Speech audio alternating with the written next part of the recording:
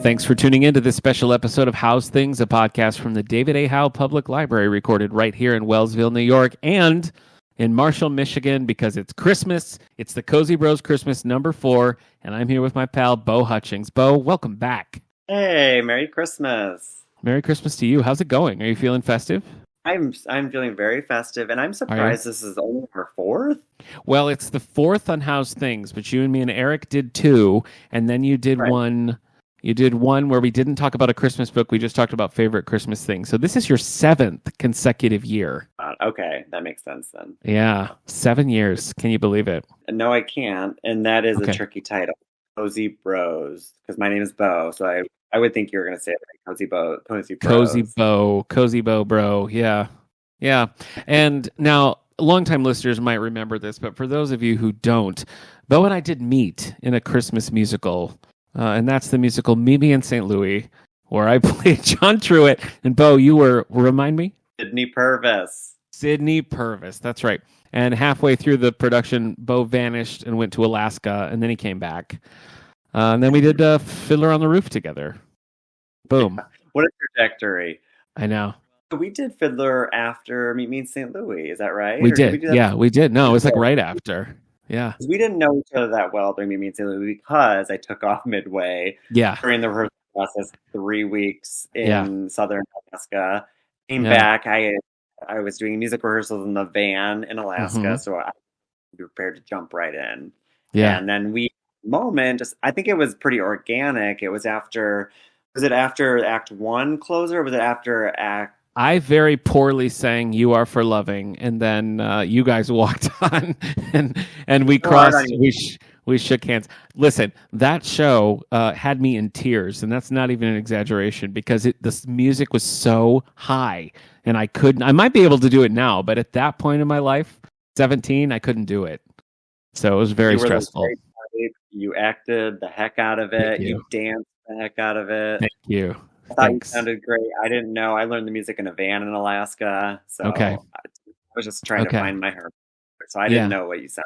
I'm sorry you struggled vocally, apparently. I did. I really did. And we changed some things around. I do feel like after all these, because what is that? I mean, we're going on like close to 25 years in this thing called friendship that we have. And I do think it's kind of a shame that we never really got to act together. Yeah. We never really had like dialogue or anything like that. Yeah, we never got to do a sort of two-hander or something like that. What would be a good play for us now? That's not The Odd Couple because that's too obvious. I mean, The Odd Couple would be good. I mean, it would be good. There's no question. I don't know. What is it good with the producers? Do you want to do the producers together?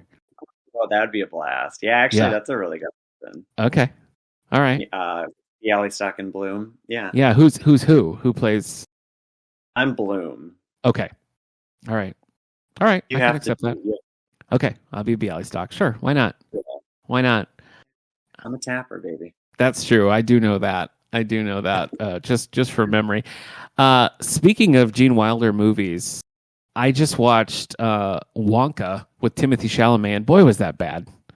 Oh, no. I was going to say. So bad. Did we need another Wonka story? No. I would argue that we didn't really need the Johnny Depp one, but Chalamet, no, I don't think we needed it. But and it's the origin story of Wonka, right? So yeah, which again, who needs it? Who needs it?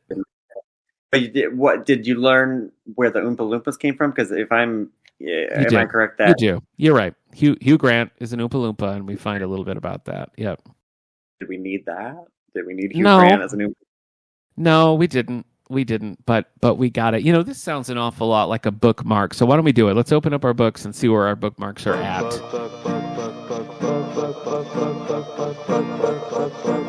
Bookmark. Did you ever finish that Casey Wilson book? That's my first question. I brought out a couple recordings. I finally finished it. Yeah, I finished it. You did it. Yeah. Okay. But I am reading something now that I can actually bring to the table. Okay, let me hear it. So I'm reading a book called Less by Andrew Sean Greer. Yes, I remember that. It won the Pulitzer Prize. I'm pretty sure. In 2018, it was written 2017. Won the Pulitzer Prize in 2018. It's about a man of a certain age, 50. He's turning 50, and kind of a failed novelist, but his long-term 9-year partner, who he just kind of split up with months prior, is suddenly engaged, and he's invited to the wedding. So he decides, instead of RSVPing yes, he's going to RSVP yes to all these odd invitations that he'd been invited to in countries such as Mexico, Italy, Germany, Morocco, India, and Japan. So he's going to go to these weird like forums where he's asked to talk about the one successful novel that he had, to kind of go, on this weird tour around the world and do sort of a self-discovery. But this book was given to me in such an interesting way. Before we got onto the podcast, we were catching up, and I talked to you about how I was in New York for 2 weeks in October. Yeah. I went on a date while I was there because I used to live there, and every now and then I like to go, just kind of meet new people. And so I went on a date with a lawyer that is 10 years my junior. Junior? Yes. Wow. Okay. We were talking. He was like, I'm reading this book right now that I think you would find really interesting. And I was like, okay, I'm curious. And so he's like, I want to buy you a copy before you leave. And I was like, okay. So anyway, a few days go by. I got really busy. It sounds like this teen has got some game, I feel like. You're very generous. I'm not disclosing how old I am, but that's but we have said we've been friends for 25 years, so you could do some math probably. I could if I wanted to. Wait, it's like your birthday. Oh yeah, in 2 days it is. Yeah. Happy birthday, buddy. Okay, sorry. So a young lawyer buys you a copy of this book. Didn't buy me a copy because a few days went by. I got busy. He got busy. I went to see some Broadway shows, catch up with some friends. And the day I was ready to leave, he was like, "Hey, I wanted to give you that book. I didn't have time to buy you a copy, but can I meet you before you take off?" And so he met me at the Dunkin' Donuts before I flew out of the city and gave me his copy of the book, and wants me to FaceTime him when I'm done so we can have our own little book club podcast. Whoa. This sounds pretty cute. It is cute. He checked in on me like last week and was like, "Hey, do you want us to get together and talk about the book or whatever?" And I was like, "Honestly, I'm a one book man, and right now I'm focusing on this podcast I'm doing with my friend Nick. So can we revisit this in January when I can have the capacity to actually sit down with this book?" It takes me a while. Yeah, but you got to keep that momentum going. You push it for too long, you never know. I know, but my priority was this podcast. Well, I appreciate that. I do appreciate that. I feel like we could make the story a little better if we don't say Dunkin' Donuts. Like say it was a Pret or say just something else. Well, but I feel like I don't know. He sent me a picture and he sent me the coffee and he said, "Can't walk by without thinking of you." I don't know. That could be their new campaign, Dunkin' Donuts. Yeah, the gay romance story. Yeah, I think that sounds perfect. You can dazzle him by telling him that there is a lesser known sequel to that book. So, lesser known sequel. That's funny. No, the second book is called Less is Lost. So, did you read this? No, I didn't, but I remember when it came out because it won the Pulitzer, and it's been on my list for a long time, and I haven't gotten around to it. And no 20-something lawyers ever bought me a copy, so. Yeah, 20-something is more accurate, by the way. Okay, all right. So are you enjoying it, the book? I am. Yeah, I started on the plane ride back, and it's like I'm very curious as to why he said, "I'm reading a book that I think you might be interested in." So far, I'm hearing it's a 50-year-old man going through middle-aged man, yeah, his issues. Was dating a much younger man in the book who then goes like now, and he keeps saying, this lawyer is like keeps intimating that like he is an old soul, and so I'm like, are you the older guy? Am I the older? What's going on? Interesting. So I'll have to get back. This is layered. Could we, when you follow up with your book club, could I just mute my microphone and just sit here and listen? And then I'm not recording this conversation with this lawyer. and then you and I could rehash exactly who's who in the book. We'll see. Yeah. Yes, I might be willing to blast that because I'm very curious about. Break it down. I'll get back to you on that. This sounds good. Anyway, all right. Well, I'm glad you're liking that. I just finished. I've been reading some Agatha Christie. Not Agatha, whatever your book was last year. What was Agatha Krinsky? Agatha Krinsky was your the Lotka murder or the I can't remember. What your book was. Nora, yeah, it was Lotka something.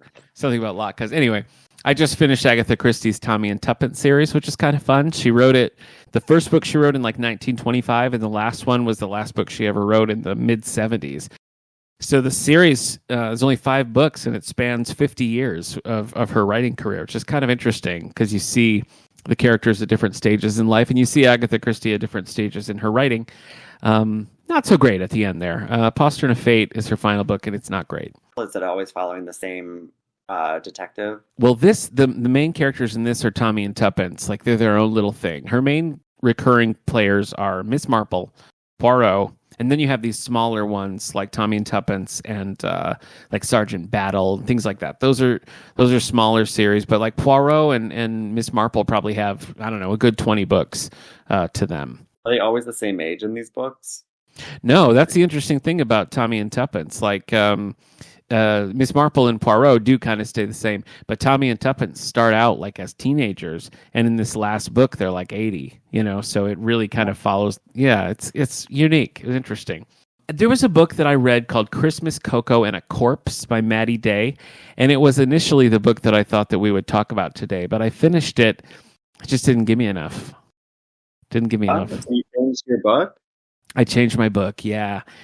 So Christmas, Cocoa, and a Corpse was kind of interesting. It was about this woman who owns a little coffee shop, and she had mixed up this Mexican hot chocolate. So it was like sort of a spicy hot chocolate recipe. And there was a whole thing about somebody was allergic to chocolate, so they didn't have it. And there was freezing over a walkway as the murder. Stuff was going on, but the characters just weren't interesting enough. And so it was fine. It was a passable Christmas read, but I felt like I have time. I got to find the right one. So I switched books, and we'll talk about that in a minute. I'm also reading Archie's Christmas Wonderland because I can't have Christmas without Archie comics. So yeah, you're a big Archie head. Yeah, it's true. That's what we call ourselves. You're exactly right.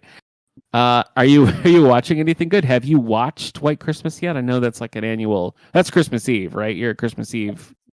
Good memory. No, I haven't. I've yet to dive into any sort of holiday oeuvre or what. You know what I saw actually today? That's kind of a lie. So I did in Marshall with a lot of the same characters that Nick and I grew up doing community theater with. Of course, yeah. And there were a few songs in this this review that were a little bit more obscure choices for a Christmas show, which I thought was interesting. And one of the songs which I loved was a little bit more folksy and bluesy, and I didn't know what it was from. And it turns out it was from Emmett Otter. You know that series? Sure, yeah. It's a Jim Henson, like the Muppets, yeah. Yes.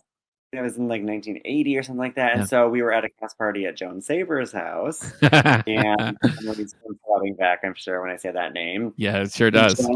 In Marshall by having this like over the top Christmas tree that is cut, like each branch is covered with like 10 things of tinsel that she hand puts on. It's like, so it's fabulous. And it was really cool. I believe it. Yeah.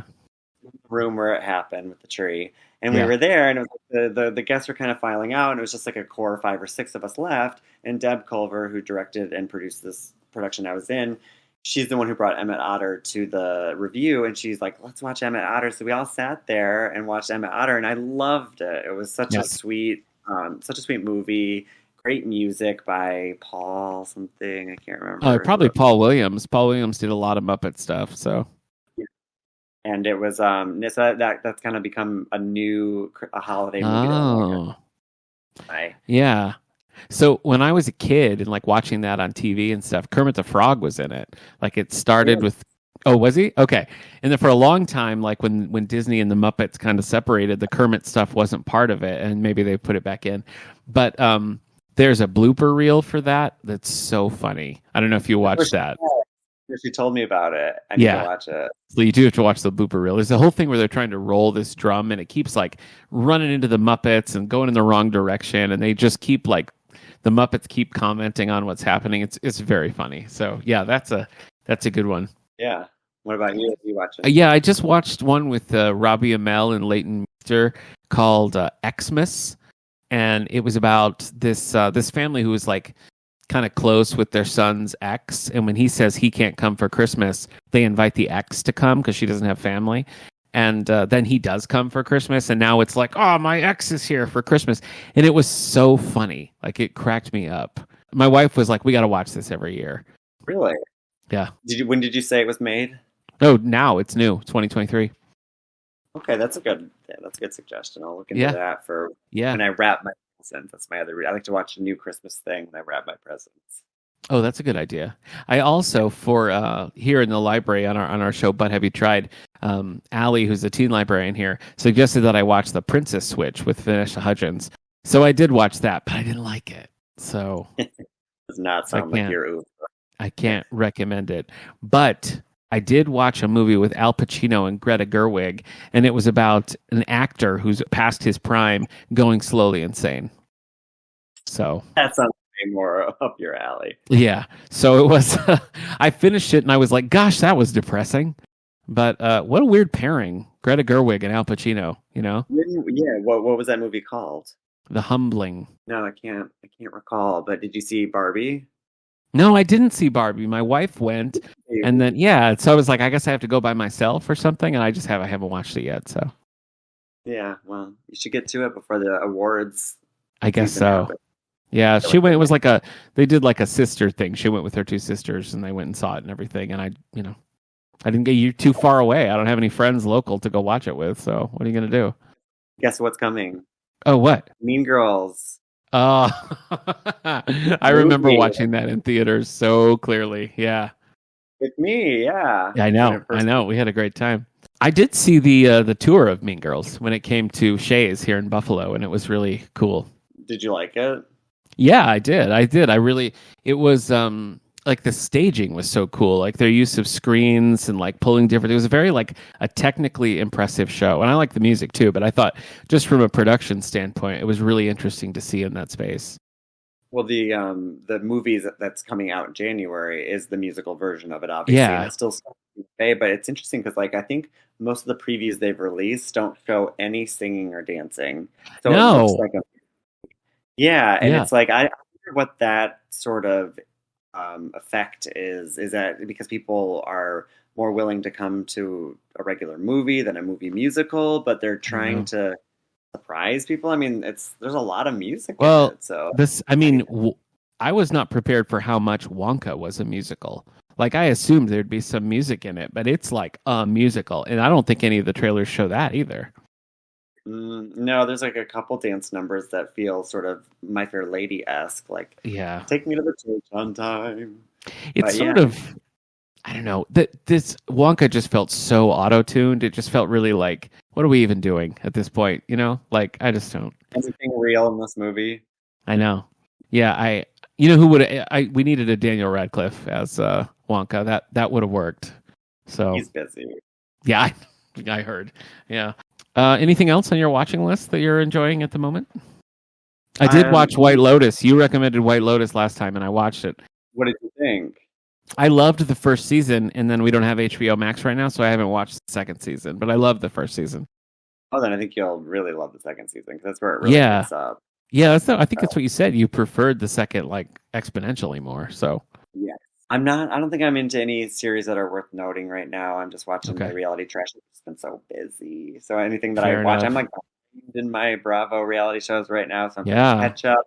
Well, my friend Kendra has done a deep dive into Vanderpump Rules. She watched like all of it, and there's a new season now, right? Isn't it like happening now? It's about to come out in January. Okay. All right. I would love to talk Vanderpump Rules with her. Oh, listen, I'm sure she's listening, and I'm sure she's like, give him my number. I'm going to wait for the text to come through. Let's get into the scandal, Kendra. I'm down. Oh my gosh. This would be like music to her ears. I was at a dance competition in Kentucky, and I was sitting with my roommate before we went to the theater, to start the show.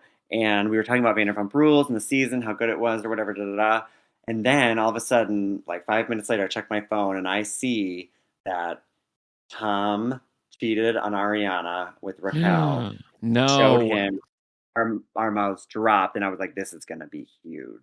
Yeah. Sure enough, what do we cut to now? We have Ariana on Dancing with the Stars, winning 3rd place. Like, it blew up. It was a big deal. Yeah.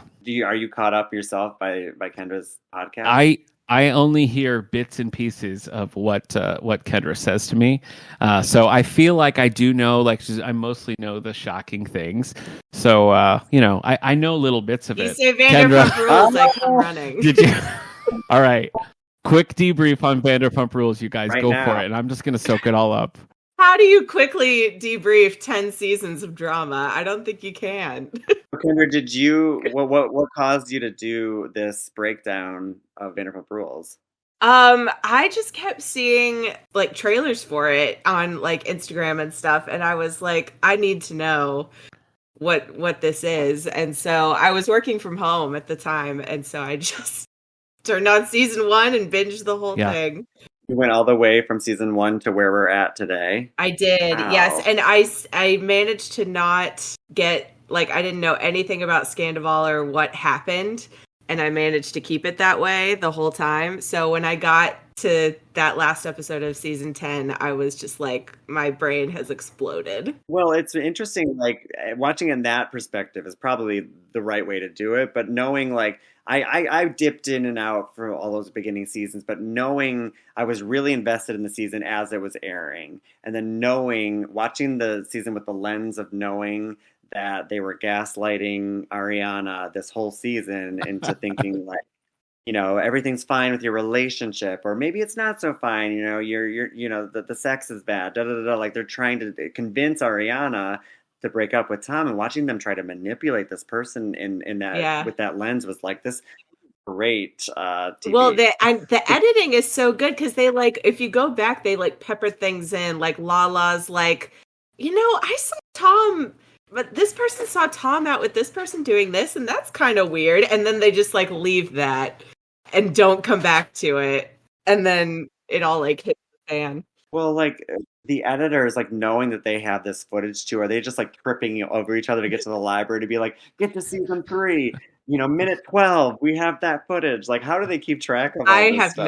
I have no idea, but it's the most garbage thing I've ever watched in my life, and I cannot stop watching it. And I cannot wait for season 11 to come out next month. Yeah, now you're so caught up. I'm excited for you. We'll have to catch up during that season and like, whoa. It was so funny for me to like watch this happen on the sidelines because Kendra and I record 902 and Here We Go every week together. And when stuff was kind of starting to happen, and Beau, you and I had talked about it in the last, I think the Pride Month episode we did. Kendra was like, I think I'm going to watch it. And then it was like so fast that you just like absorbed like, all right, of this. And you were like, 5. Yeah. It was like, Kendra was like, no one call me, no one interrupt. So just like these quick little, They consume my life. It was my last like binge before I went back to a brick and mortar job. So yeah. Good stuff. Keep doing the good work for us out there. Yeah, I think maybe Beau and I should just make our own spin-off podcast about Vanderpump Rules. Listen, I think this is the beginning. I'm feeling the chemistry, and you got one listener for sure. I'm here for it. You know how Vanderpump Rules started. It was the Real Housewives of Beverly Hills season 2 or 3, a conversation between Brandi Glanville and Sheena, and all of a sudden the camera went from filming Brandi to Sheena walking back into the kitchen, and all of a sudden we're in Vanderpump Rules. Sheena. And that's kind of what you're. I go like I like her, and then I'm like, shut up, stop talking forever. You watch her at the reunion this past season. Did you watch the reunion? Obviously, at the end of this, her and drinking the White Claw by herself in the church, because there was like what was it? Not a cease and desist, but like some sort of court order where Raquel couldn't be that close to Sheena because Sheena, when she found out what happened, had like slapped her, and so she got a restraining order, and they had to keep them separate. So stupid. Welcome to the dumpster, Nick. Yeah, I'm waiting for the podcast. I keep telling my husband that he's going to be watching season 11 with me, and he keeps saying he's not, but We'll see. I think it's going to happen. I think it's going to happen. You'll see his eyes start to peek out to the side while you're watching. He'll start to go. Yeah. Yeah. Who's that? He'll keep crossing in the back of the room and staying longer, being like, "Wait a minute, wasn't she?" Yeah. I can see it happening. Was All right, well, Kendra, thank you for dropping everything to pop on and talk Vanderpump Rules with Beau, because I'm giving him nothing. I don't know it. I was in the middle of something very important. I bet you were. I bet you should were. feel. Well, what's more important than talking about Vanderpump Rules? Let's see. That's right. Nothing. Yep. All right. Bye, guys. Bye. Bye, Kendra. All right. Let's look at a little book news. Look into the future to see what it proves. It's time for book news. I'm going to pull up the New York Times bestseller list for December 24th, 2023. All right. Coming in at number 13 is a book called The Housemaid by Frida McFadden. I don't know if you've seen this one around. It's a blue cover, and it's a woman looking through a keyhole. This has been the book of 2023. I feel like this was one that we had a million holds on it. It was impossible to get a copy. Everybody was reading it. I finally read it, and it was fine. It was just okay, is what I would say. But I get the obsession. So that's number 13. But let's jump to number 10. 12 weeks on the list, Holly by Stephen King. The private detective Holly Gibney investigates whether a married pair of octogenarian academics had anything to do with Bonnie Dahl's disappearance. How do you feel about Stephen King? I keep finding myself wanting to touch down with Misery again. Oh, yeah. Clips of Kathy Bates in that role pop up on my Instagram. And RuPaul's Drag Race where somebody imitated her, and it's just okay. Okay. But yeah, all right. Okay. Number 9, 3 weeks on the list, Alex Cross Must Die by James Patterson, the 32nd book in the Alex Cross series. When a jet is gunned down, Cross gets back into action. So I guess he's been out of action. I don't know. Number 8, 4 weeks on the list. Oh, Michigan native Mitch Albom, The Little Liar. The actions of an 11-year-old boy help facilitate the delivery of Jewish residents, including a family, to Auschwitz. You familiar with Mitch Albom at all? He writes a lot for like the Detroit Free Press. He wrote the book Tuesdays with Morrie, which was like a huge, like 20 years ago. You know, it was like a big, yeah. He's a regular columnist for the Detroit Free Press, but also a novelist, and his books are always a good time. Number 7, 4 weeks on the list, The Edge by David Baldacci, the second book in the 620 Man series. Travis Devine investigates the murder of the CEI operative Jenny Silkwell in rural Maine. David Baldacci remains one of our most popular authors here, and I don't get it. Number 6, 57 weeks on the list, Lessons in Chemistry by Bonnie Garmus. A scientist and single mother living in California in the 1960s becomes a star on a TV cooking show. This one's having a little bit of a resurgence because of the Brie Larson show on Apple at the moment. Number 5, 25 weeks on the list, Icebreaker by Hannah Grace. Anastasia might need the help of the captain of the college hockey team to get on the Olympic figure skating team. Uh-oh. Number 4, 8 weeks on the list, The Exchange by John Grisham. In a sequel to The Firm, Mitch McDear, who's now a partner at the world's largest law firm, gets caught up in a sinister plot. I'm reading this right now. I love me some John Grisham. He wrote The Firm, right? He wrote The Firm, and this is like a sequel to The Firm. Yeah, I like The Firm. I'm into it. Okay, all right, that's good. Number 3, 6 weeks on the list, The Heaven and Earth Grocery Store by James McBride. Secrets held by the residents of a dilapidated neighborhood come to life when a skeleton is found in the bottom of a well. Interesting. Number 2, 5 weeks on the list, Iron Flame by Rebecca Yarros. Second book in the Empyrean series. Violet Sorrengail's next round of training might require her to betray the man she loves. And number 1, 32 weeks on the list, The Fourth Wing by Rebecca Yarros. This is the first book in this series. Violet Sorrengail is urged by the commanding general, who also is her mother, to become a candidate for the elite dragon riders. This is truly the book of 2023. Okay. It's fantasy. Yeah, it's fantasy. We have it digitally. There are a million holds on it. I've read it, and it gets a little spicy, let me tell you. Fantasy here, I've read it. It's pretty good. Iron Flame, I haven't started it yet, but it's good. It has kind of a YA vibe, but the story's really tight and it's very well written. Interesting series. I'm looking forward to book 2. How do you feel about fantasy? Not my genre, but I appreciate it. Yeah, that's how I feel typically. That's what I liked about this one, though, it was a very approachable fantasy that keep the focus kind of tight and kind of gradually bring you into the broader world. So I think this is a good crossover for people who maybe shy away from more high fantasy kind of stuff. Okay. All right, Rebecca Yarros, I see you. Yeah, keep an eye on her. All right, now's the time. It's Christmas. We both read some books, and I can't wait to hear all about yours. So let's dive in.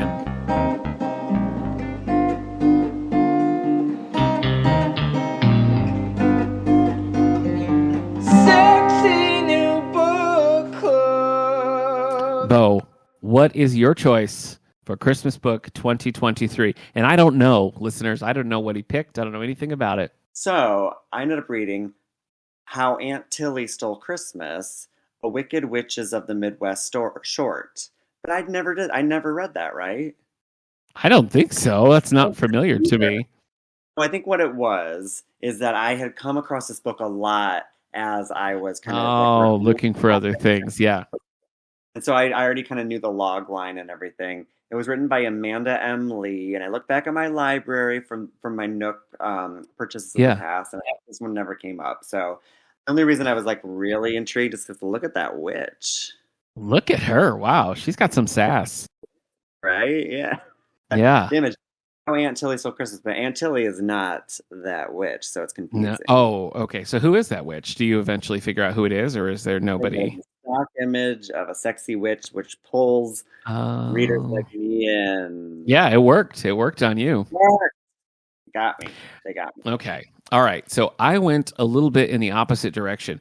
Part of the thing with Coco, whatever it is, Coco murder and a corpse, I can't remember. The reason why is because I feel like I've done like the coffee shop murder.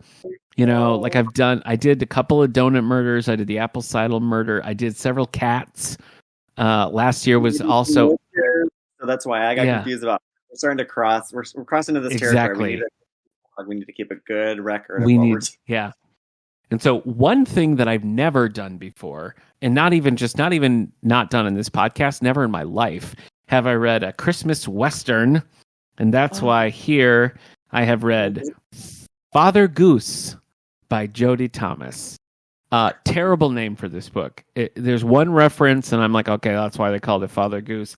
But it's not an evocative name, and it's collected in a book that has a couple other Christmas westerns in it. And the collection is called The Cowboy Who Saved Christmas. That's a much better title than Father Goose. These titles, man. I mean, they need to be more creative. Because I'm reading How Aunt Tilly Stole Christmas. I read a book a few years ago that was like How the Witch Won Christmas or Saved Christmas. Whole Christmas. It was like they're all the same title at this point, so we are going to just start creating a little bit better moving forward. I know. I feel like your worst title, I can't remember what it was called, but it was like the 12 Sleighs of Christmas or something, and there were not 12 sleighs. There weren't. Right. I came across that today when I was looking at my record, and I remember that. Yeah, very misleading. A lot of these. Yeah. I don't get that at all. So. Okay, so I settled on this Christmas Western. I've never read Jodie Thomas before, but I do like a good Western. You know, I've read quite a few Louis L'Amours and some William Johnstones. You know, I like a good Western. And I felt like this one was pretty solid overall. How did you feel about yours just in general? So it's a part of a series, which I think, you know, the Wicked Witches of the Midwest. I'd be curious to read another book, but the other thing I did that's different than years past is this was my first audio for A Christmas Story. Oh, I normally this time I was actually listening to somebody recite it, and overall this did not impress me. Okay, sometimes I've found that listening to an audio of something that maybe is not the best written thing makes all the little pitfalls of it that much more apparent because you're hearing every word and you're like, ooh, that's rough. It sounds as cheesy as my mind would have interpreted it, and what it was there, and I'll get into it when we get into it. But there was like the reader did a good job with the you know the content and everything, but I felt like there was such a bitterness to every single piece of dialogue. That's no good. Bitter sort of like one-liners, zingers, like you suck. Basically, every line was just each character razzed each other to a point where I was like, this is like hard to listen. Yeah. Okay. All right. Well, let me set the scene for mine. Okay. Father Goose by Jodie Thomas. It's December 1867. So early December. We've got Trapper Hawkins is our lead character. Trapper Hawkins. He's a Civil War vet. he had kind of an unhappy growing up. His mother died in childbirth. He's the youngest of 3 sons. Father always blamed him for the mother's death, so not a happy home. He goes off, joins up in the Civil War. While he's gone, his brothers are both killed. He doesn't know where his father is. The family homestead's gone. So after the war, he's basically homeless and got nothing but his own wits to keep him going. So he rolls into this little Texas town. He sees some Yankee soldiers who are there, and he's worried that they're going to recognize him because he was a Confederate spy. So danger is here, okay? He's just been wandering around Texas. He's got 3 weeks until Christmas. He rolls into this casino, and his plan is it's not a casino, it's like a saloon with a card game going. The plan is for him, basically to just gamble and win enough money to kind of make it to the next destination. So that's his plan. That's our initial setup where we are. Tell me a little bit about the witch. So the witch, Aunt Tilly, I have a feeling the other reason why this story sounded so familiar is because it follows the niece of Aunt Tilly is Winnie Winchester. So it actually takes place in northern Michigan. Hey! So early 2000s, right around like the week prior to Christmas. So we're in a snowy sort of idyllic town, which I looked up. It's a real town called Walkerville, Michigan, which on the mitten is kind of up there here near base of the pinky. Okay. Base of the pinky on my palm. So it takes place in Walkerville, small town. Other areas that we visit are like Bel Air, Michigan, Gaylord, Michigan, which I know, Charlevoix. So I heard all these familiar names. Oh, okay, that's fun. So basically, Tilly is probably a woman in her mid-60s, and she's driving her truck through town with her 2 great grandnieces. So these names, I'm going to butcher them over and over, so get ready. Okay. So there's Tinsel, Clove, and then this other girl. The other thing about listening to a book on tape as opposed to reading is you don't really know, maybe you can't read it. So the girl's name is either Bay, Faye, or May. All sound very similar. One of the 3. So she's the youngest. And Bay, Faye, May is actually the one driving. So they're actually doing like a driving test. I'm sorry. They're in Aunt Tilly's truck. Are we all witches? Is Aunt Tilly the witch? Is Bay Faye May a witch? What is it? May has some powers. The other 2 I'm not quite certain about. Latent witch powers. Okay. Yeah. So Bay Faye May is 15 and she's learning to drive. She's a permit. Okay. Aunt Got Tilly it. is all right. the car. So they're driving through town and they notice that there's a sort of town hall function where all the cars are parked there. They thought, hey, we didn't know about this because they're kind of the outcasts, right? Sure. Witches. They're witches. People don't. They're witches with a lot of sass, so I can understand why they didn't sassafrasses around them. So do you think maybe they think that they're excluded because of the witchiness, but it's actually just they're kind of awful? They're mean. Yeah. Okay. Kind of mean. Okay. Honestly, it's like, you dumb idiot. Why would you think that? You stupid little freak. The way that they like come at each other, it's like they're so annoyed with each other. It's like they hate each other, but it's with a lot of love. You can tell. So it's like there's a lot of. It's exhausting. Like turn left, you stupid brat. Like pull into that parking lot, you idiot. Why wouldn't you? Basically, it's very strange. It's dynamic. So they get into the town hall and. Tilly's arch nemesis Margaret is leading the meeting, of course, and so there's some sort of rivalry that we're set up to know that Tilly and Margaret are nemesi. Mm-hmm. And basically, the big sort of premise here is that Margaret is making the town aware that a juvenile center in Gaylord had burned down, and the children that were all a part of that residential center are being displaced through the communities nearby. So there's going to be some delinquents coming to town. Oh. So they're trying to decide, like, are we going to take these kids in or are we not? So they need a vote sort of sorts. I see. Of course, Tilly barges in there like, why wouldn't we bring them in? So that's where we're at. That's the setup. That's sort of where we're heading. Trying to decide what to do with these quote unquote delinquent children. Okay. Right. It's the holidays. You got to take them in. That's the whole premise of Annie. You got to take them in. Don't we? We'll find out. Okay, so Trapper is in the saloon, and he's like, I got to win some money. He sits down. He's got enough cash for a good meal. A lady from the kitchen comes, brings him his food. They have a bit of a moment. They kind of like, I see you. don't think anything of it. Sits down to the game. It's going well. He's winning. He's got this one guy, right?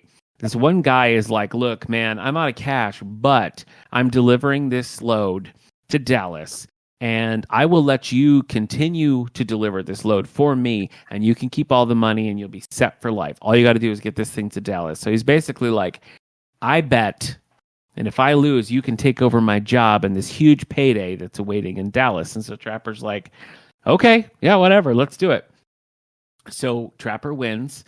Turns out that this was a bit of a bait and switch. He's been duped into taking on this cargo. Guess what the cargo is, Beau?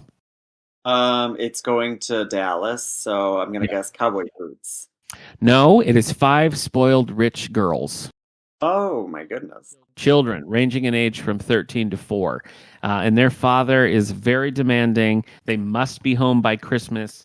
And this is like a big deal, okay?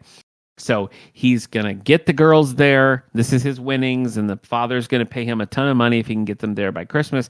He needs to have like a sort of a nursemaid go along with him. And he's like, well, I'm in it now. I got to figure that out, okay? So he's figuring that out. Cut back to Emery Adams, who we met earlier as the kitchen gal who brought him his food. Right. She likes to look at Trapper. She likes the idea of this adventure that he's on. And her family sucks. That's what it comes down to. The family sucks. She's been working in the saloon since she was 12. She has no social life. She is just inside all day waiting on saloon customers, and that's it. But she's been squirreling away tips. She's been squirreling away money. And she's got some ideas for how she might escape this, right? So she's at the saloon. She's cleaning up for the night. Her father doesn't care about her, so she's just going to stay and take a nice, luxurious bath, okay? So she's in the tub, and all of a sudden, she hears some noise out front, and she's like, oh, no, somebody's coming. She goes to get out of the tub, totally soaks her clothes, right? So she can't put on the wet clothes, It's December. So she finds a bag sort of in the lost and found in the back room of this saloon, things that were left behind. She finds this old beat-up leather bag. There's clothes in it. All the clothes fit her. She's never worn nice clothes. She's never looked good in her life. She found these great clothes. She also found a wedding ring and some cash. So she's like, you know what? Screw this. This is my ticket out of here. So she takes the bag. She gets dressed. She puts on the ring. She takes the cash, runs out of the saloon, passes her father, who doesn't even recognize her. And he's like, good day, ma'am. And she's off. She's doing it. This is everything. Everything has come to this moment, and Emery's making a run for it. So why did she ran because she heard a noise? She heard a noise, and she didn't want her father to catch her, like basically using the saloon for her own comfort rather than just like cleaning it. She's taking a bath. She's using guest rooms, guest towels, that kind of thing. Oh, gotcha. So she doesn't want to get in trouble. But then when she's in the clothes and the dad doesn't recognize her, she's like, I'm free. This is my big break. I'm going to go. Yeah. So she takes off into the night. Yep. Strange thought process. Yep. Emery. Yep. Okay. So we're at the meeting, and then we have sort of that moment where Margaret's like, okay, well, I think they didn't let Tilly know about this meeting because they knew that Tilly has influence and she's a sassafras. Nobody wants her around. But also, like, Margaret's very clear on her stance that she does not want outside, like, what she supposes, again, as Nic did in quotations, delinquent children in their town. So there's some trouble there, right? So then eventually Tilly kind of gets on her soapbox. And she said exactly what you said, Nic. It's Christmas. Of course we're going to help these children, like, without a doubt. And it kind of what you would, kind of encouraging, you notice that an overwhelming amount of the families kind of felt the same way. Of course, yeah, you're right, Tilly. Like, it almost seemed like she kind of brought, like, they weren't even considering that it's Christmas, and they're like, oh yeah, it is. Let's do, yeah, that's right. We should do this. It's like they didn't even dawn on them what time of year it was, even though like I did Christmas Town. So it's like, okay, people, you could have come to that conclusion on your own. Yeah. Her social magic and got everyone on board. Okay, we're gonna, we're all gonna help this. Everyone's gonna get a kid. So we'll cut to going back to the car. We run into another character, Officer Terry. Officer Terry is the young girls, the three of them. Tinsel, Clove, Bayfay May's mom's boyfriend. Sure. Officer Terry's part of the family, and we kind of find out that through this interaction, of course, Tilly and Officer Terry have like a combative relationship. Oh, you'll so and so, you'll son of a gun, and because Tilly razzes everybody, he razzes her back. But you kind of learn through this interaction that he has an affinity to Bei Mei, and he is kind of she's the favorite or whatever. So he kind of makes a promise. Well, I'm going to teach you how to drive because the other two can't drive. You suck, basically. Like, why is everyone so mean to everybody? They're mean. They are mean. Yeah. So now we kind of learn that the relationship between the officer and all these witchy women, right? So there's sort of like a favoritism there with some influence. I feel like having an officer on your side it bodes well for the family. So they've got some endorsements. Like yeah. Okay. Taking the kids. It's settled. We're gonna do it. All right. Speaking of taking kids, Trapper over here is figuring out a little bit more about the cargo that he's got. So they are the daughters of Colonel Gunter Chapman. He is a taskmaster. He is a very important man, and he expects his daughters home for Christmas. So Trapper takes the rest of his winnings. He gets some winter clothes. He gets blankets and things for the journey. He gets everything set. He goes down to the dock, and a woman is bringing the children. Her relationship to the children, I don't know. Teacher, nurse, aunt, I have no idea. But she's got the kids. And they all get off the dock in their fancy little winter outfits. Gosh, they look just like goslings, and I guess that makes Trapper Father Goose. There's our title. There's our title. But right away we have a problem because part of the arrangement was that Trapper has to have like a nursemaid with him. He can't just take the girls by himself. And the woman who's in charge of them is like, hey man, I'm not letting you take them unless this is part of the deal, so you got to find it. So we got a problem. But who should appear just at this moment but Emery, the kitchen gal. And she's dressed, she's ready, she kind of sees what's going on. Trapper approaches her and he's like, hey, I got to take these girls, but I need a nurse. And so if you need it right out of here, pretend to be the nurse and we'll get out of here together. And Emery's like, sold, I'm in. I want to do it. So they're on board and we meet the girls. Catherine Clare is 13. Anna Jane is 11. Elizabeth Rose is 10. Helen Wren is 5. Sophia May is 4. But that's too much to remember. So Trapper's just going to refer to them by their number in age order. So the oldest is number 1, the youngest is number 5, and that's how he refers to them the rest of the time. Very Captain Von Trapp. You remember when I did the Wizard of Oz national tour? I saw it. We were assigned local children as our munchkins or whatever, and each ensemble member was assigned a certain kid to like lead on stage and to for the bows. And my friend Kyle was always assigned number 7. And we would always do a great job of like getting to know our kids and stuff. And he would just go into like the holding room to go, 7, let's go. 7. He would never learn their name. He goes, 7. Yeah. He was really, really nice with the kid. It was just his he sounds great. I saw that at a big theater in Rochester when you were in that. And I was just back to that theater for the first time to see Bob Dylan. So right. Yeah, it was fun. You weren't there, but it was still fun. So anyway, Trapper's going to call them by their name. They bond pretty quickly. Everybody's excited about Christmas and getting home in time for Christmas. One is old. She wants to drive. The older girls are pretty sturdy as far as like their father has insisted they have these skills and everything. So they're pretty good. Number 4 is obsessed with collecting rocks. So she keeps putting rocks in the wagon.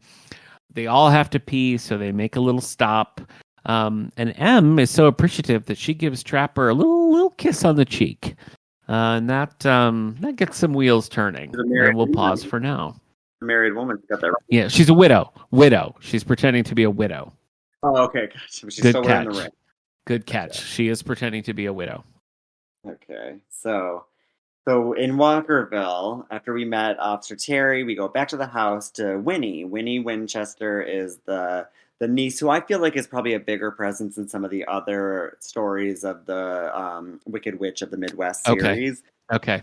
So that's kind of, you learn that Winnie was raised by Aunt Tilly, and Winnie has 2 sisters. So we're dealing with a lot of triplets here. We got 3 grandnieces, we got 3 nieces, and then lo and behold, Aunt Tilly breaks the news to Winnie that we're getting 3 boys from the juvenile center. Okay. So Winnie's like, what have you gotten up to this time, you stupid idiot? Like they're just like razzing each other over it. Like so sassy. Like nobody can my gosh. love you. It's like always like loaded with I love you.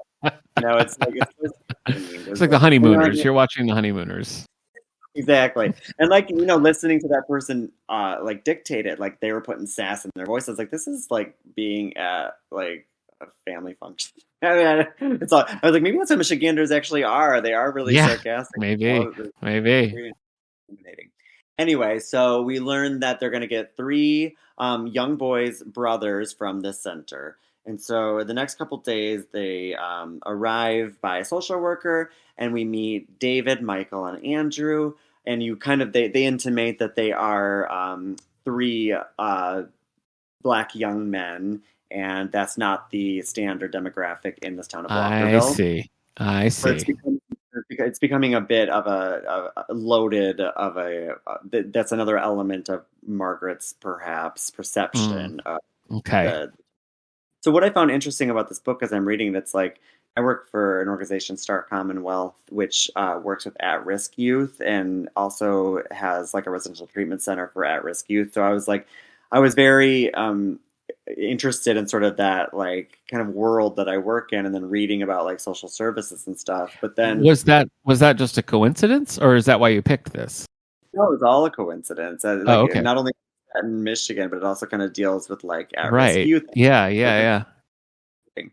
So you meet these 3 kids, and they come into the house, and of course they're a little skeptical of like the situation they're in because they've been passed around a bit in the system, the foster home, and they're not super comfortable being acclimated, but Aunt Tilly is determined to get them integrated into the family and make them feel comfortable and make sure that they have the best Christmas ever. Yeah. And so over time, we start to find that they're really connecting with Officer Terry, who's the man of the house, and he's determined sure that these kids have a good time. So they're making like model planes in the year 2000. I'm like, let them play video games, like old school activities to try and like give them something to do. And after a while, found out that the kids like basketball, like all these other activities. So Officer Terry is really stepping up and helping these kids out.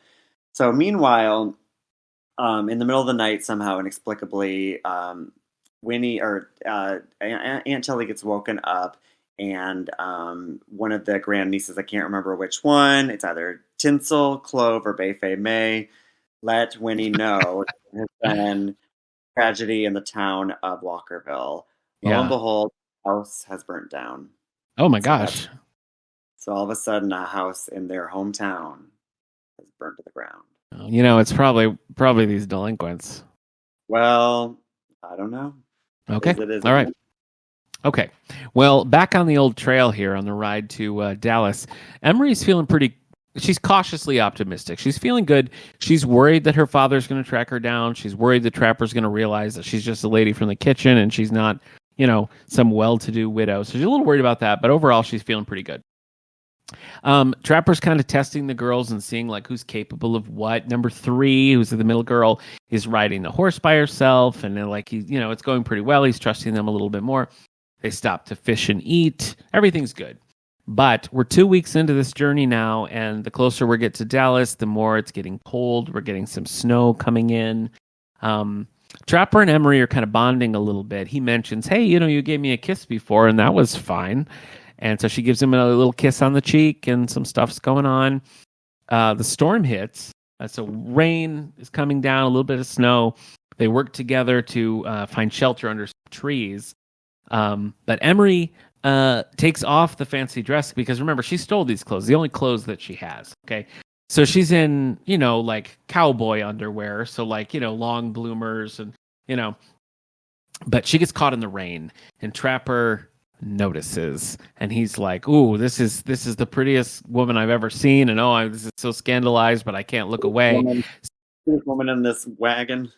Yeah, so they have kind of a moment there, and they get the wagon unstuck. They get under these trees. They meet another young couple who's there, another family traveling on this path, and so they're all kind of like harboring under these trees, and they share some meals, and it's fine. Now, I thought that something was going to happen with this family, right? I thought this family is villainous, or they're going to help them in some way. Not really. Just passing some time. Yeah. They go out of their way to mention that they have a teenage son named Timothy. I thought that was going to matter. I thought maybe number one, the oldest girl, and Timothy were going to have a thing. Totally immaterial to the plot of the story. Just even with them. Yeah, just a nice little Christmas, like they're two passing, so it's fine. Now Emery is after the whole, like he sees her in her cowboy underwear. It gets a little nervous, and she's worried that this is going to kind of expose her, and he is starting to get suspicious. Why does she only have one set of clothes? Like, why is she traveling like this herself? She was really weird about her seeing him, and she's certainly never seen a naked man. And he's like, well, but you're a widow, so that doesn't make sense. So he's poking some holes in the story here, and he's wondering what's going on. They have another meal, but he's like, we really got to move. I got to get these girls home by Christmas, okay? So they go off to take a bath in this river before they move on while the sun is still shining. But Trapper sees some men coming, and he's like, oh, crap, we got to hide. So he hides. They pass, and he's like, definitely these are not just travelers. Like, they're looking for something. They must be looking for us. So Trapper is on high alert. But the girls kind of see what's going on, and they're going for the guns, and he learns that the older girls can shoot. So the 13-year-old, the 11-year-old, numbers 1 and 2, are good with a shotgun, and that could be helpful. So they settle in for the night, and Emery and Trapper kind of clear up what's going on between them. She goes to kiss him on the cheek, but he turns, and it's a full lip kiss, and we get a little bit of an old-fashioned cowboy makeout under the stars that night. So Emery and Trapper, both sort of clumsy. Neither one have had a relationship before, and so we get a clumsy makeout sesh under the December skies of South Texas. Speaking of December skies, so we're back in Walkerville, and obviously that fire happened, and the optics are there, right? You said it yourself. Sure. You intimated. Well, of course, it's a delinquent. So Gotta be. Tilly's like, I don't buy it, and I'm not going to bother these children with this information. I'm not going to pry and find out how that prior fire happened. Instead, I'm going to ask them about their lives.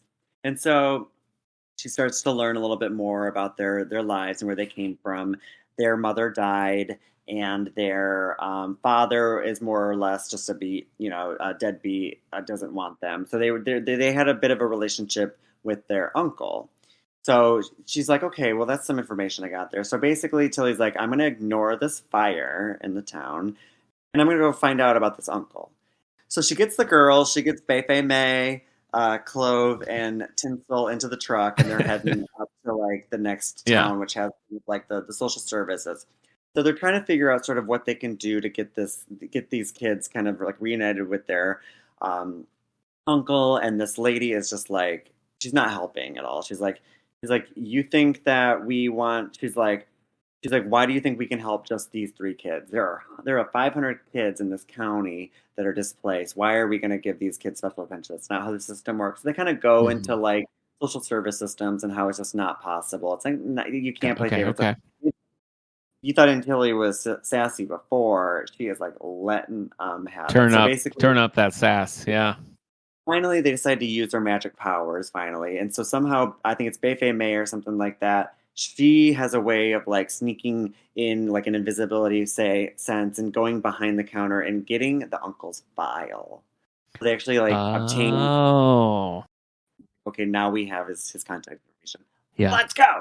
So they book it out there, and they're trying to. The next step is to actually go to the uncle and appeal and figure out like what happened. Why aren't you the guardian of these kids? Okay. So again, the fire's not a huge factor playing into this. Yeah. Is Christmas a huge factor into this? I haven't heard a lot of Christmas. They want to make sure that the kids have the kids have their uncle as their primary guardian on Christmas Day. On Christmas. Okay. The Christmas gift on top of like hundreds of presents that they ended up buying and putting back on this trip. So these are busy gals about town. They're shopping and they're trying to find out the personal life of this potential guardian.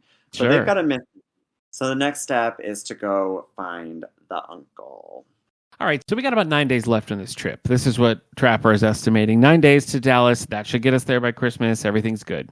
They stop at a trading post, but Emma's really nervous about stopping here because, again, her dad's probably looking for her. She doesn't want the attention. They got to lay low.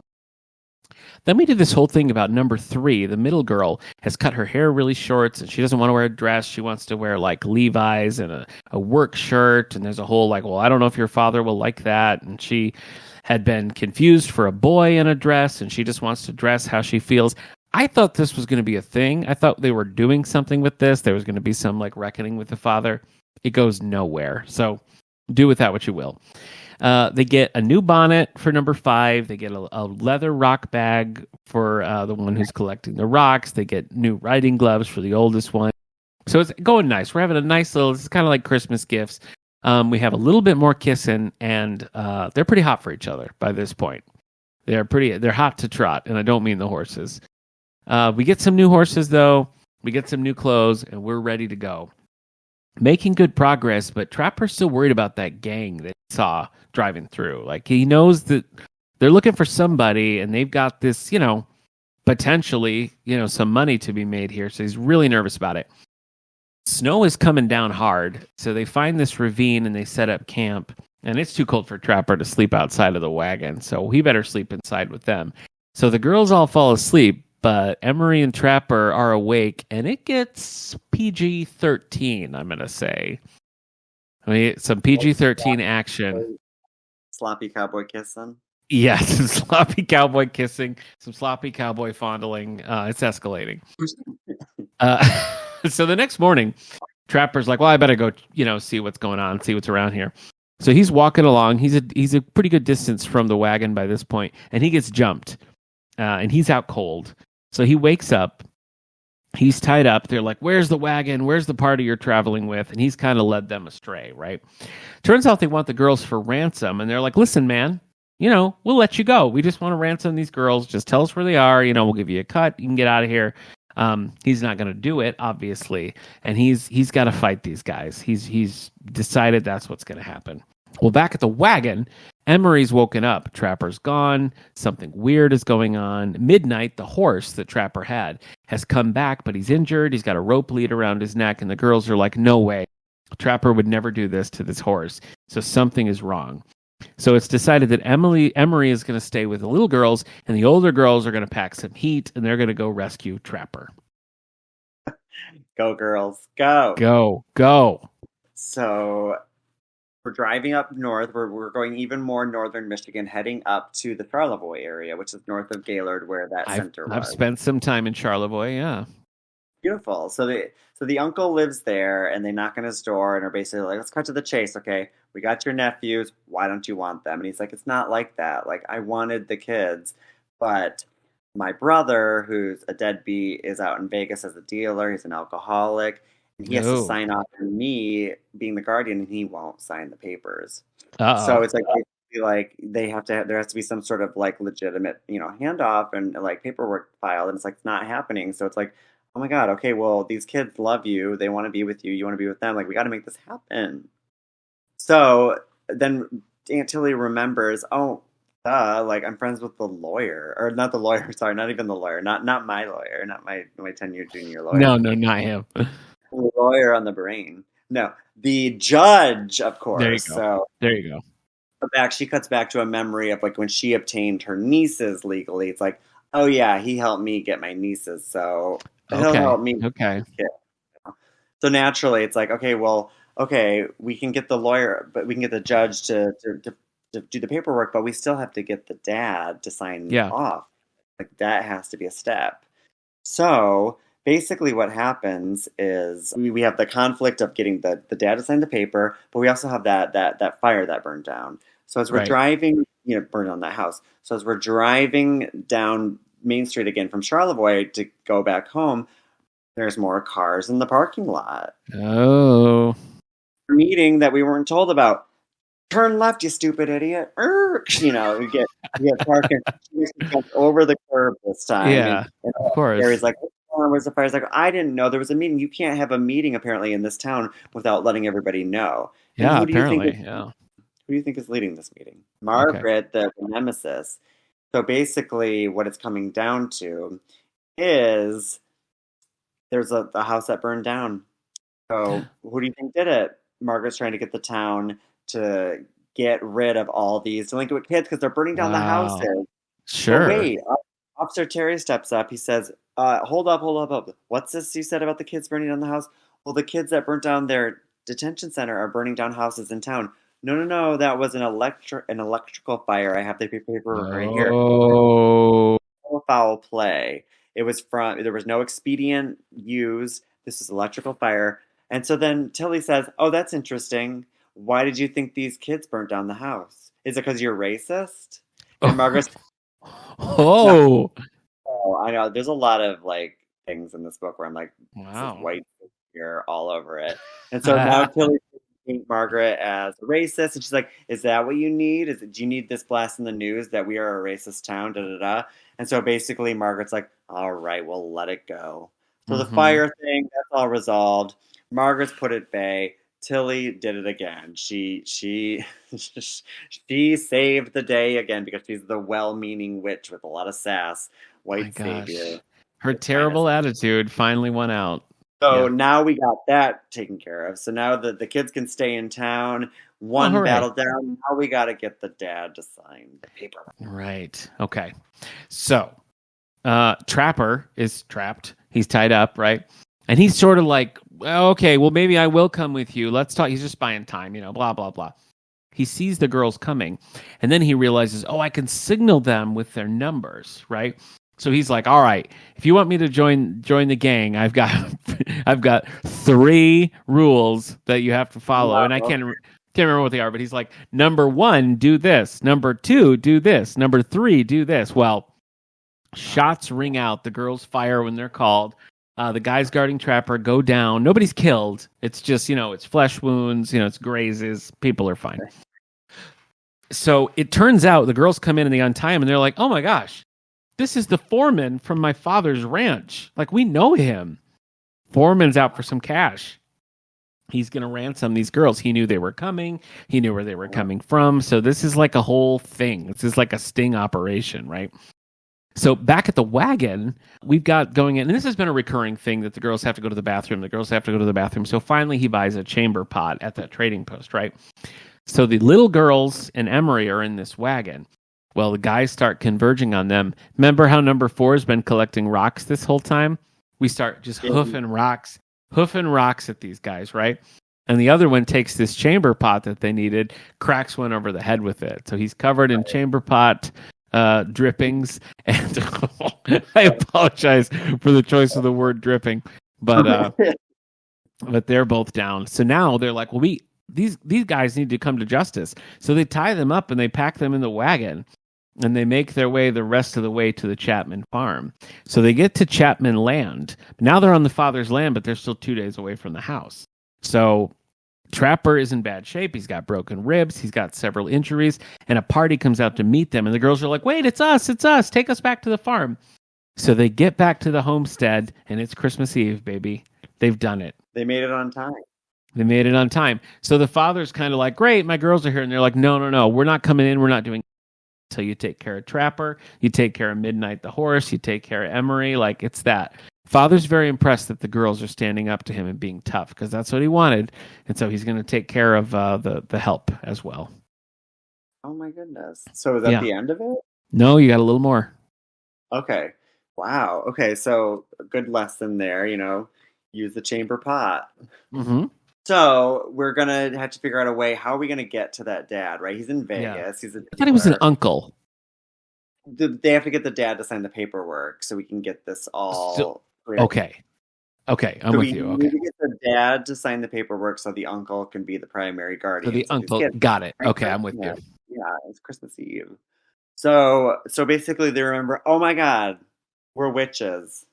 So they're like, why don't we just do a ghost spell where we so they conjure up this concept that we're gonna get the dead mom to come haunt her husband in Vegas, and oh my gosh, kind of Sarah-esque, right? And right. Kind of say, like, kind of convince it.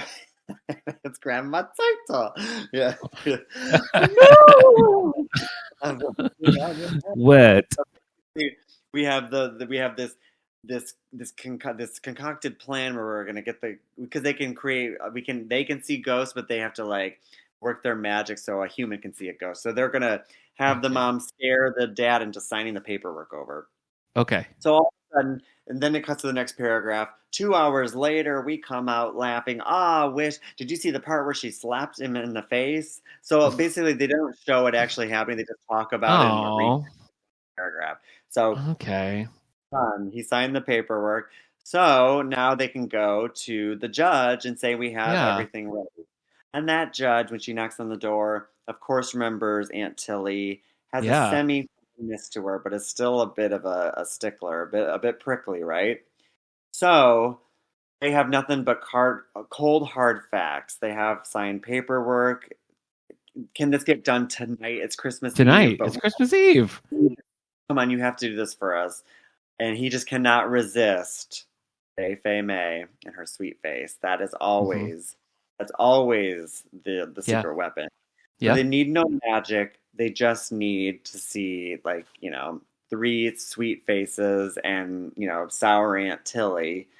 Yeah. Basically like ribbing him until she said, if you don't do this for me, I'm going to make a scene in your front lawn. And he's like, whoa, say no more. If people see that I'm talking to you in my lawn, there's going to be hell to pay. Where do I sign, basically? Right. So we get the judge very, very easily. She has, convinced him to sign over this, to sign the final documents, which he says will take a while. And she said, man, come on, we got cookies in the oven. I can do it in 5 minutes. So in 5 minutes, I wouldn't want you to burn your cookies. So he sends them on their way with all the signed paperwork. It's official. David, Michael, and Andrew will get to live with their uncle. Oh, so the only magical part of this happens off screen? Yeah. Oh, much like the build-up and disappointment that you found with all these, tertiary characters coming in. Yeah. The payoff was very little. That's the only magic. And except for the very last moment, which I'll wrap it up in a very silly little way. You wrap up yours. Okay. But... All right. So here's the end. Everybody is at the Chapman homestead. Everybody's clean and rested. Trapper's wounds have been taken care of because he had some broken ribs. He's resting. Emery sneaks in, climbs in bed with him, and says, hey, I'm not a widow. I was the kitchen lady. I ran away from my father. I stole these clothes. Trapper doesn't care. He loves her just how she is. He wants to be with her. Con artist and all. Doesn't matter. Yep, he's fine with it. He's totally fine with it. So it's Christmas, and the Colonel has a proposition for Trapper. He's like, look, I'm out of foreman. You've been great for my daughters. They stood up with me. I want to hire you. I'll give you the money for bringing them here, but I want you to stay on, take the foreman's old house, work with the horses, work with the land, teach the girls. Please stay. Trapper's like, look, man, if Emery will marry me and stay with me, I'll do it. He's like, well, okay, I guess there's only one thing left to do. So under the Christmas candles and the sparkle of the garland, Trapper brings Emery out. She proposes, tells him the plan. Emery's in. The whole gang gets to stay together. Now, Trapper and Emery are going to be living in the store. They're going to be working with the girls. They're going to stay on the farm. And the youngest girl, number 5, sees all this happening. And she says, look, Trapper got what he wanted for Christmas. The end. A house next to the 1 through 10. Yeah, and then he gets to marry the lady. Now, it was never a conversation what Trapper wanted for Christmas, but I guess she's just assuming, She's intuitive. She knew deep down. Yep. And that's why it's called Father Goose. his little geese. Yeah. So there's not... Okay. Wait.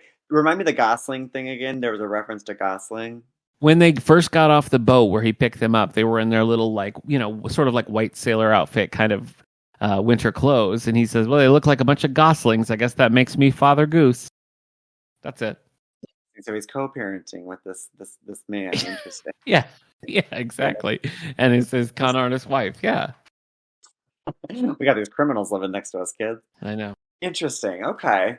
So, conversely, in Walkerville, it's Christmas morning at Winnie Winchester's house, and the kids all wake up. They open their presents. The young gentlemen get a ton of gifts, which they're not used to. They're very happy, and then the door, there's a knock on the door, and they say, "Is it time for us to leave?" Like, and we have to go back. We have to go to a new center, or a new home, displaced, all that.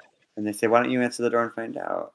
And so the kids answer the door. It's their uncle, and the uncle is there to basically claim them and declare, your deadbeat dad did sign over the paperwork. I want you. It's like very much like it's just always it's just a strange feeling that these kids are the collateral of both of our right. stories. It's true. It's true. Very strange to be. These are the gifts and everything. So so they're like, okay, well, when do we get to leave? Basically, like get us out of this fucking house. She's like, we're gonna stay for dinner. Like they plan, they want us, basically it's like these white ladies want us to stay for dinner. We got to do it. So like, all right, let's have dinner. And then she's like, you know what? Let's have some fun at the end of the night. And they're like, oh, what does that mean? And the strangest end, it's like somehow they're going to conjure up magic or something like that. They're going to make this happen. But the way that they kind of declare it to the kids is very strange. When he's like, let's go over to Margaret's house. And they're like, to do what? She's like, I've heard of yellow snow. What? They're gonna piss all over. That's the comeuppance. That's the comeuppance. Yeah. Wow. What a Christmas! What a Christmas miracle! Come on, everybody! We got a lot of people. Everybody, drink up because we're gonna go pee on Margaret's lawn. Oh my gosh! But with magic. With magic. Of course, with magic. Sure. Wow. Okay. Now I feel pretty positive about mine. It's funny every step of the way, but I feel it's a novella. It's probably 150. I feel like a lot of plot is packed in there, and like I did kind of care about them getting together, and I was like, well, how's it going to work? Because you kind of want him to stay with the kids, but their father's waiting for them, So I felt like the way they kind of made it all very tidy, but I was also like, great, everybody's happy, perfect. That's what I want. Right. Yeah, you knew that they were going to get there, but but I wasn't quite sure how, I like the obstacles that you experienced, but you did say there were some letdowns with some characters that could have come in to actually cause some. Yeah, well, there were some things like she kept saying, "Oh, I think my father's chasing," and nothing came of that. Like nothing happens with her family. She's just. So I guess that was just a red herring. I don't know.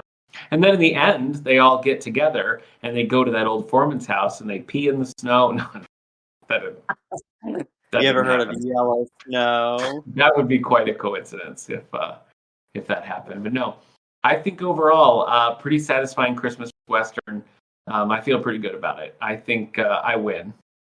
Well, I'm glad that you had a good experience with your Western book. My Midwestern witch series is just a little elementary to me. And like I said, there's a certain sort of sarcasm that came out in it that just felt a little too snippy. Like I would have liked Antility to have some redeeming qualities other than I think is problematic, a bit of a white savior complex. It just seemed a little bit like it just felt like that. It was giving a message that I just felt like was not. It was like it just wasn't.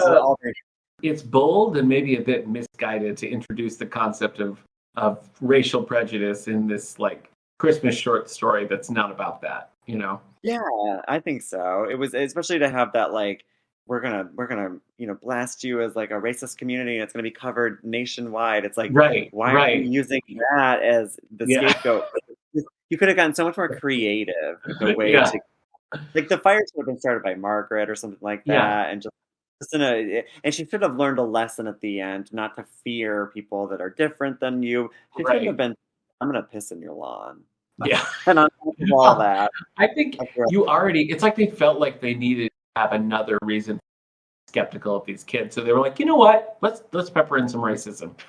The fact that they were like kids from juvie was probably enough. Like you didn't need to add the extra like this specter of racism. It's just like very weird for such a short book. Yeah, it's like we got it, you went there, and then they went even further with it. It was like drive it to an site.